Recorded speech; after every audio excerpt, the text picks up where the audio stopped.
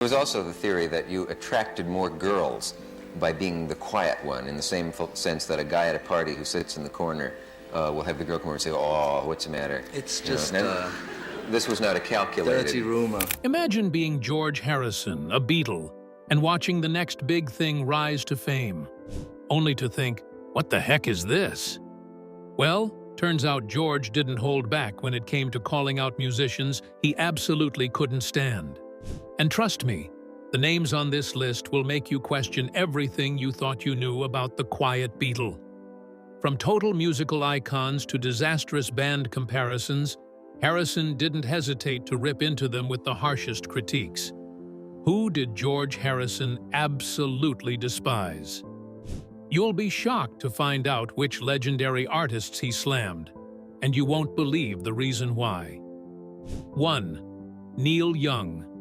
Neil Young, known for his distinctive guitar tone and raw emotional intensity, is one of those musicians whose sound divides audiences. You either love it or you don't, and George Harrison definitely didn't love it. In a candid moment during a 1992 conversation with Bob Goff, George didn't hold back when asked about Neil Young's music. His response was blunt and unflinching. "I hate it. I can't stand it. I'm not a Neil Young fan." That's pretty harsh, right? Here we have one of rock's greatest guitarists, one of the Beatles no less, taking aim at a legendary figure like Neil Young. And it wasn't just a throwaway line. George clearly had some strong feelings about Neil's work. So why was George so brutally honest about Neil's music? What was it about Neil Young's style that George just couldn't respect?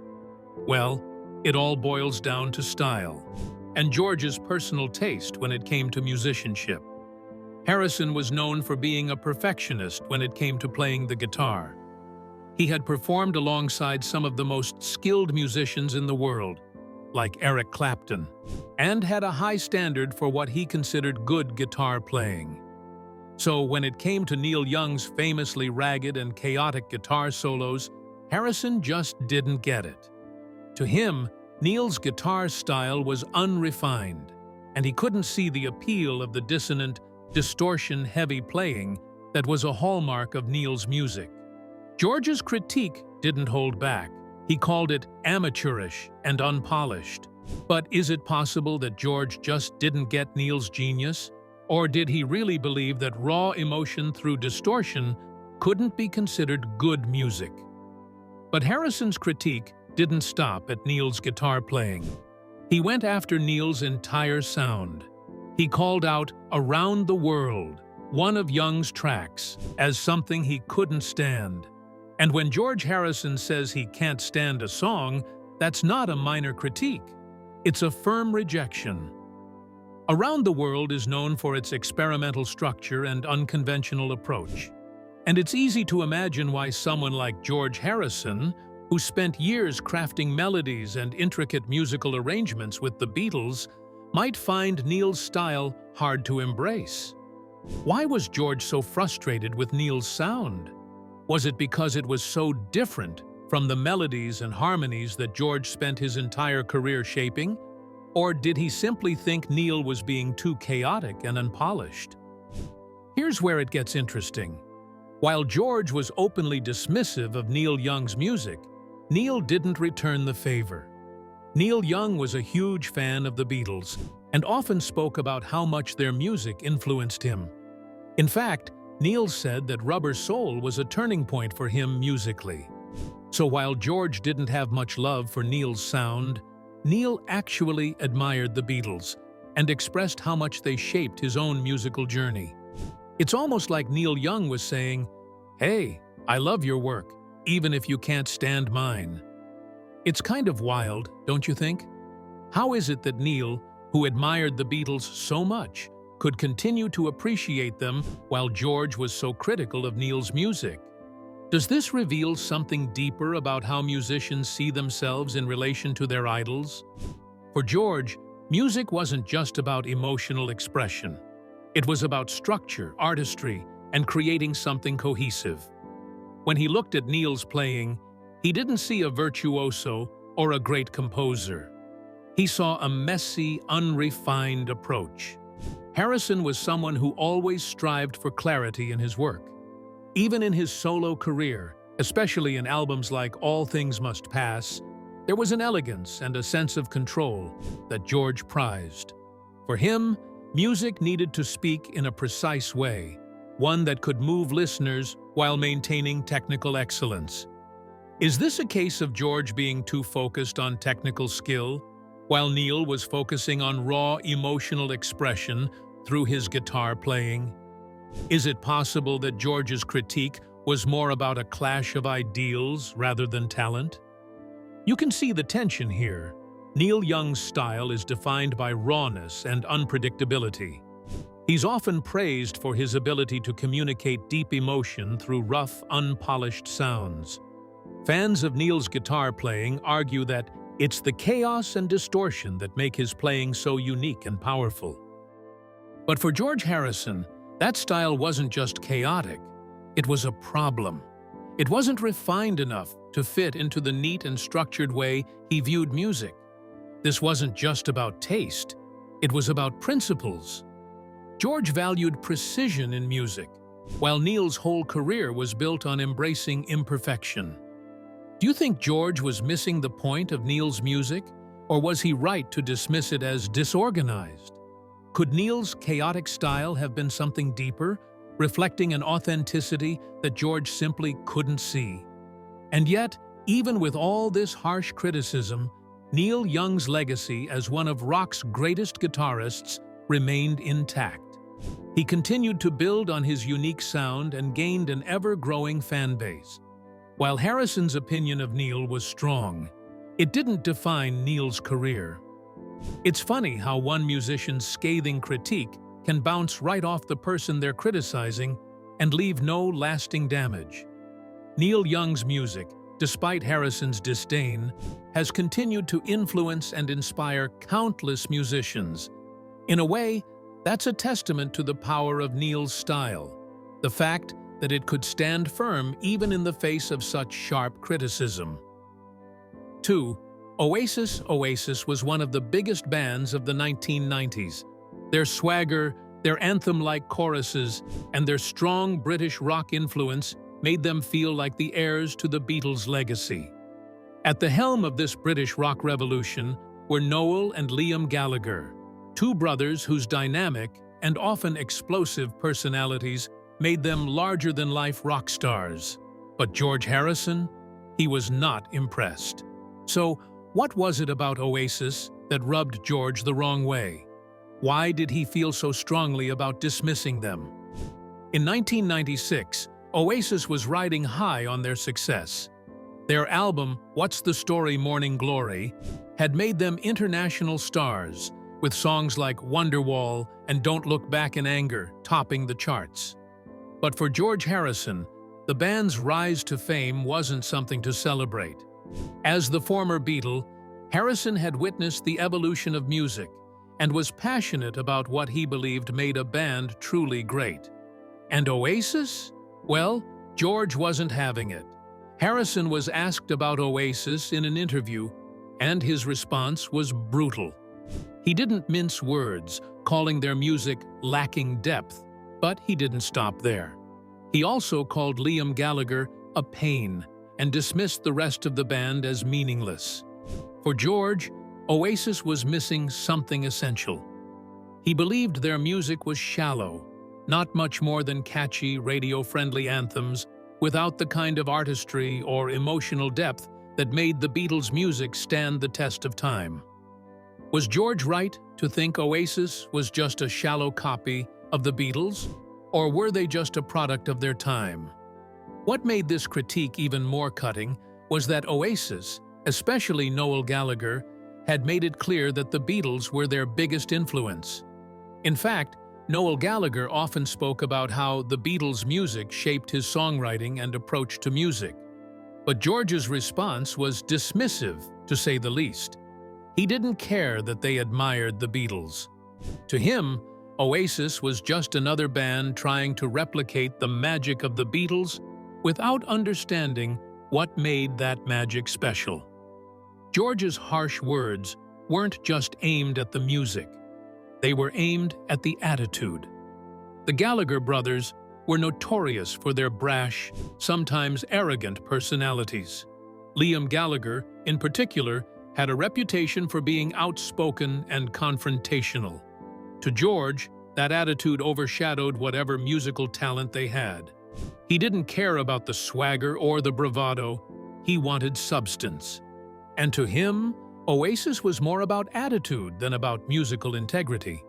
Was it the band's attitude that really bothered George? Or did he genuinely believe that their music didn't live up to the standards set by the Beatles?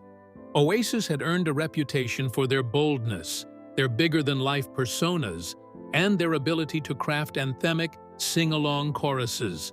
But George Harrison wasn't interested in surface-level success. He was after something deeper, something that came from within. And he didn't see that in Oasis. To him, their music felt like it was just riding a wave of hype rather than offering something truly innovative or personal. He also didn't think much of Liam's voice, which he found grating. Liam, known for his aggressive, often cocky demeanor, didn't do much to endear himself to George. When Oasis first made it big, they were frequently compared to the Beatles. In fact, they were often referred to as the next big thing in British rock, and many fans saw them as carrying the torch that the Beatles had left behind. But George didn't see it that way. He didn't think Oasis deserved to be in the same league as the Beatles, and he was vocal about it. He saw them as derivative, borrowing from the Beatles' legacy without adding anything new to the mix. This frustration came to a head when George famously said that the rest of the band, aside from the Gallaghers, don't mean anything. Do you think George was too harsh on Oasis, or was he just calling it like he saw it? Was there room for Oasis to evolve, or was their success always going to be tied to their Beatles influences? The critique between George and Oasis didn't end there. Liam Gallagher, being the fiery, unpredictable person that he is, didn't take kindly to Harrison's words. In fact, Liam reportedly threatened to sock George in retaliation for the harsh criticism. For Liam, who was known for his volatile temper, it wasn't just about music. It was about respect. He wasn't about to let a former Beatle tell him his band wasn't any good, especially not in such a public way. The feud between them only fueled the media's fascination with the two rock stars, and it became one of the more iconic moments of tension between the old guard of British rock and the new wave of up-and-coming bands. But despite George's harsh criticism, Oasis continued to thrive. They went on to release more albums, sell out stadiums, and cement their place in rock history.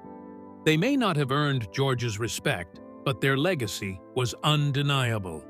Even though George dismissed them as lacking depth, Oasis resonated with an entire generation of fans who were looking for music that spoke to their experiences, even if it didn't have the same artistic complexity George was after.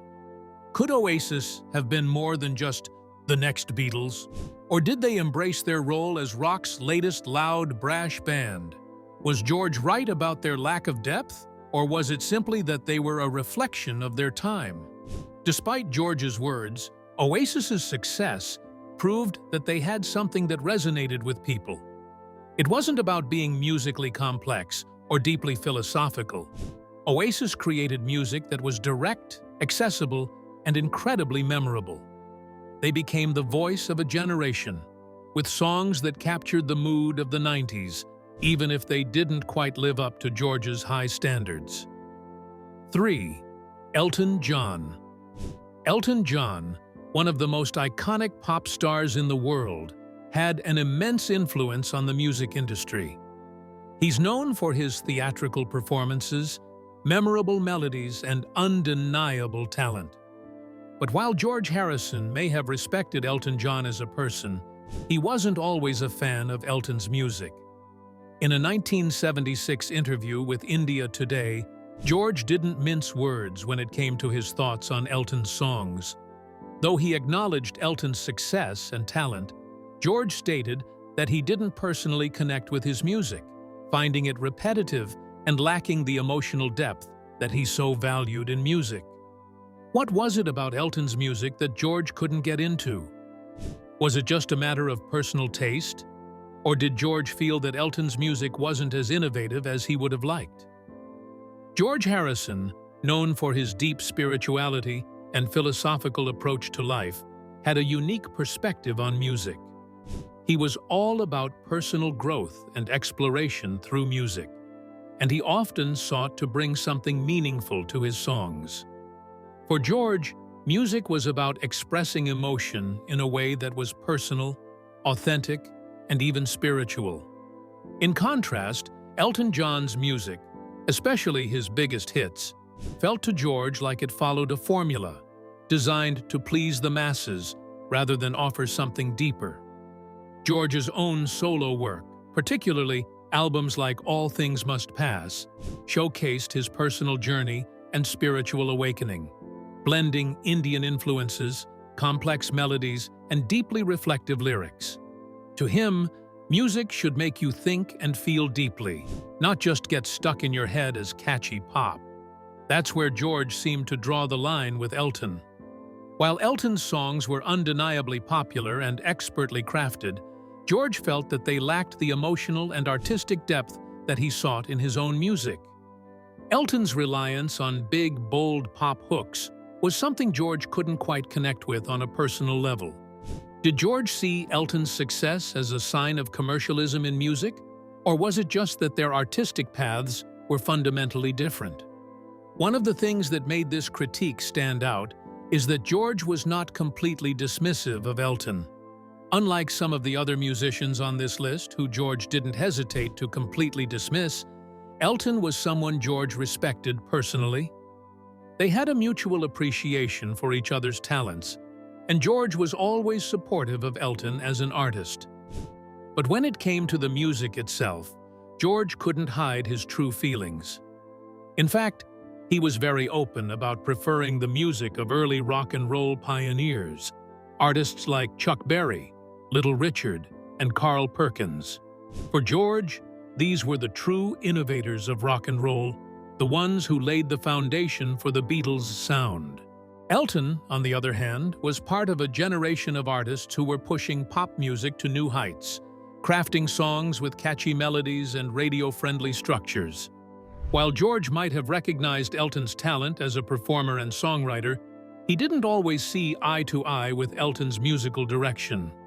To George, Elton's style was formulaic, catchy tunes with similar chord progressions, familiar hooks, and a predictable structure. There was no denying that Elton's music was polished and well-crafted, but for George, it was almost too polished, lacking the raw, emotional depth that defined the music he loved. Was George right to find Elton's music formulaic?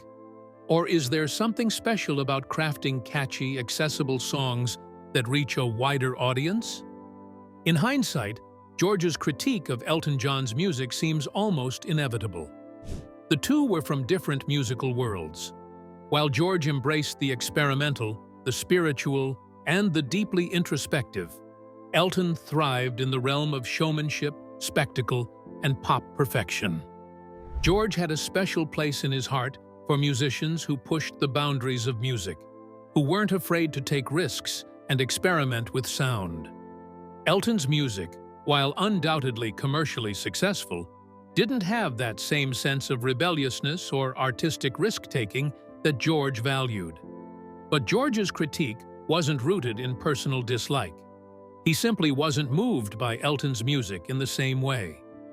While George's songs often conveyed deep spiritual or personal themes, Elton's music was often more about entertainment, about creating a performance that could reach as many people as possible. It was about being an entertainer and creating music that people wanted to sing along to, which is something George didn't always see as meaningful. Did George misunderstand Elton's approach, or was he just too invested in his own spiritual and artistic journey to see the value in Elton's commercial success?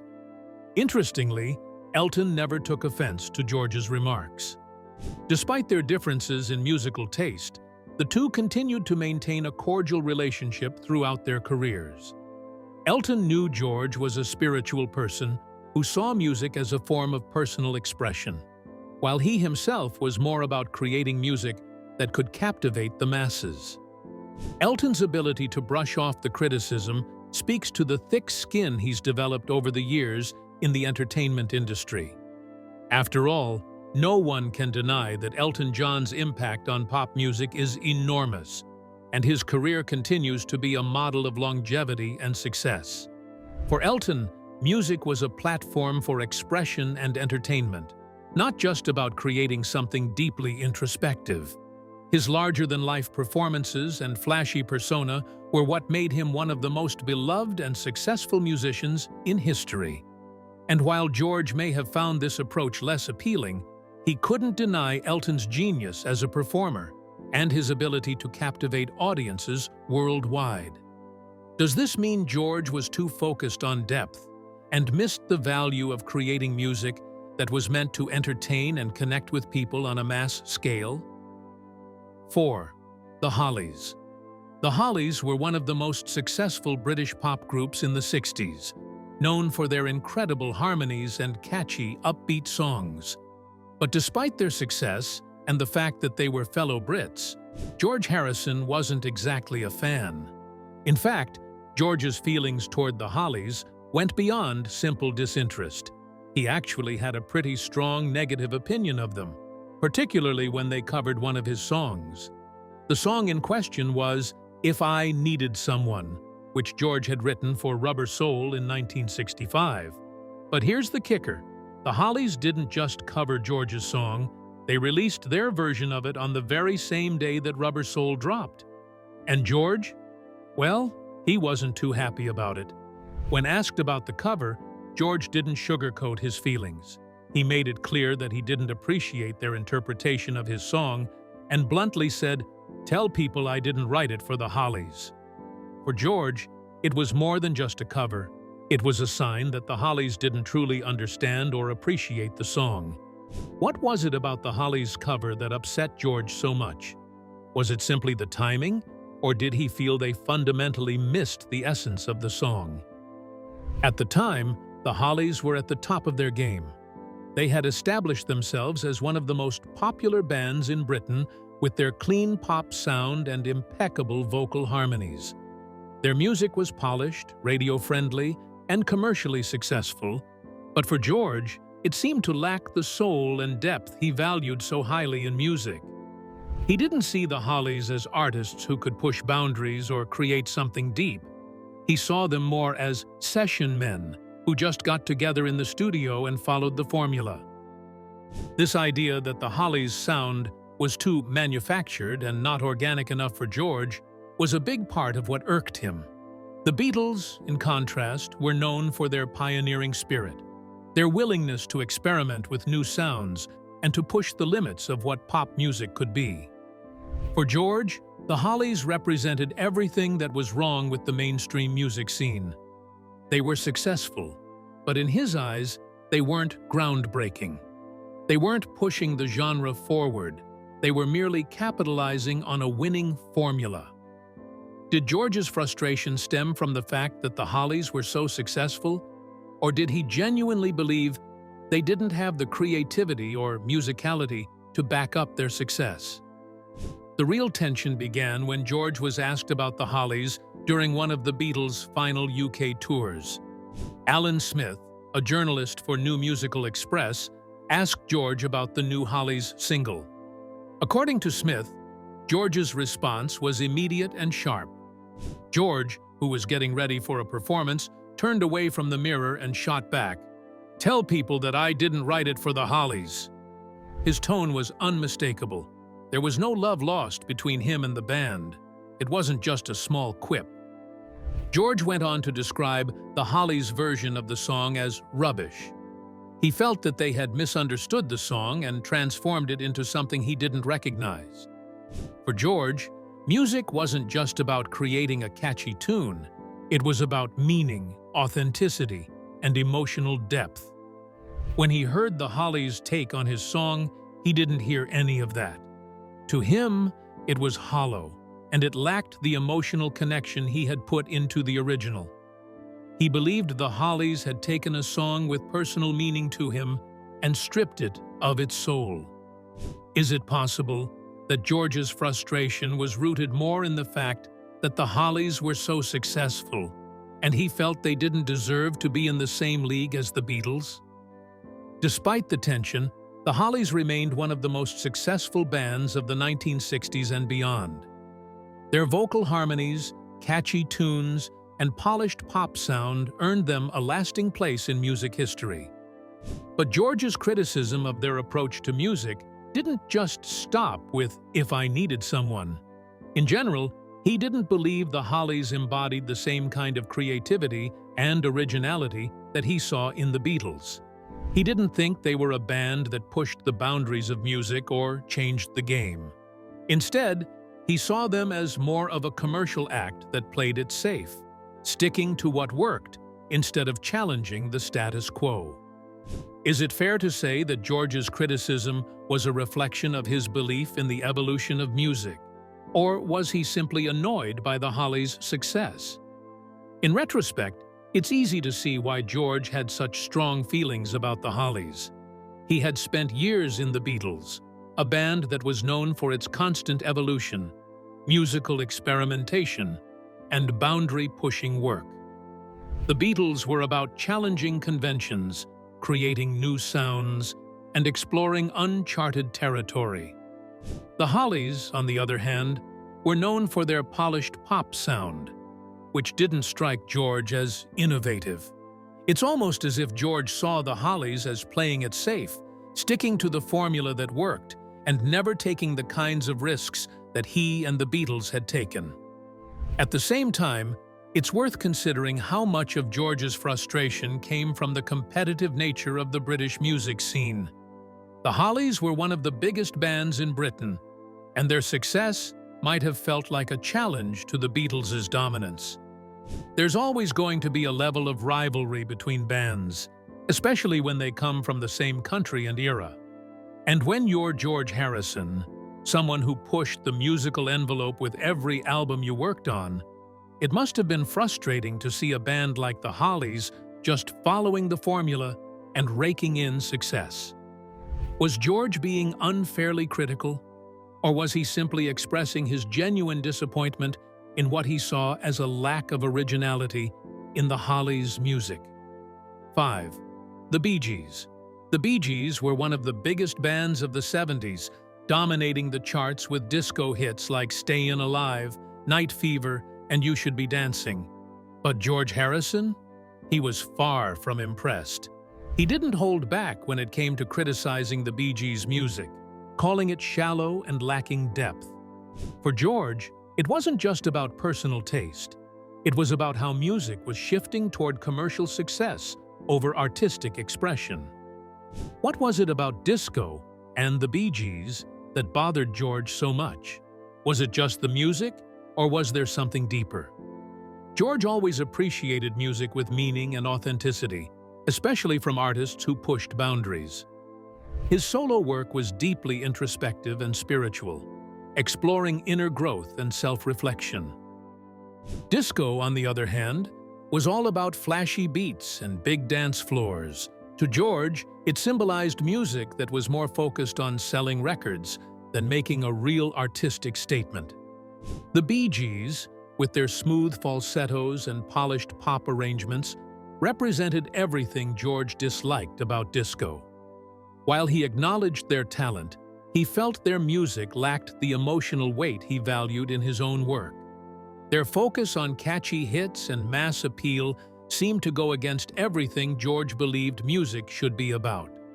Was George's critique rooted in personal taste, or did he genuinely think the Bee Gees weren't contributing anything meaningful to music? George's frustration wasn't just with the Bee Gees, it was with the larger trend of disco taking over the airwaves.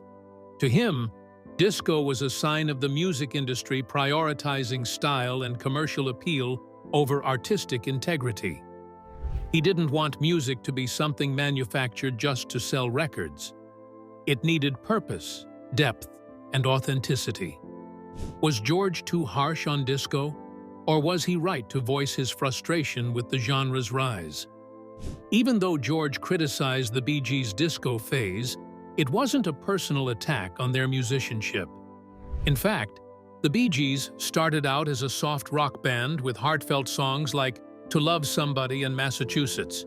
But when they embraced disco in the 70s, George started to draw the line. He didn't dislike their talent, he just didn't connect with the direction they were taking. George's critique also reflected his broader feelings about the music industry. He was always critical of record companies and how they packaged and sold artists. For him, music was an expression of the soul, not just a commodity to make money. Disco, with its emphasis on commercial appeal, was everything George didn't want music to become. Was George's frustration about the Bee Gees rooted in his belief that music should come from a place of authenticity? Or did he just have an issue with disco overtaking the charts? The Bee Gees, however, didn't let George's critique affect their success. Their disco hits became timeless classics, and even after the genre's peak, they reinvented themselves with songs like You Win Again. George's opinion didn't stop them from continuing to create hits, proving that their music had a lasting impact. Despite George's disdain for their music, the Bee Gees showed that fun, energetic tunes could resonate with listeners and stand the test of time. George may have disagreed with their style, but their success proved they were doing something right. Does this mean George was wrong in his criticism of the Bee Gees? Or was it simply a case of differing musical philosophies? So there you have it, 5 musicians who George Harrison didn't exactly get along with. Whether it was their music, their style, or just a clash of artistic values, George wasn't afraid to speak his mind. But what do you think? Were his criticisms justified, or did he miss the mark with some of these iconic artists? Let us know your thoughts in the comments below. Don't forget to like, share, and subscribe for more behind-the-scenes stories from the world of music. Thanks for watching, and we'll catch you in the next one.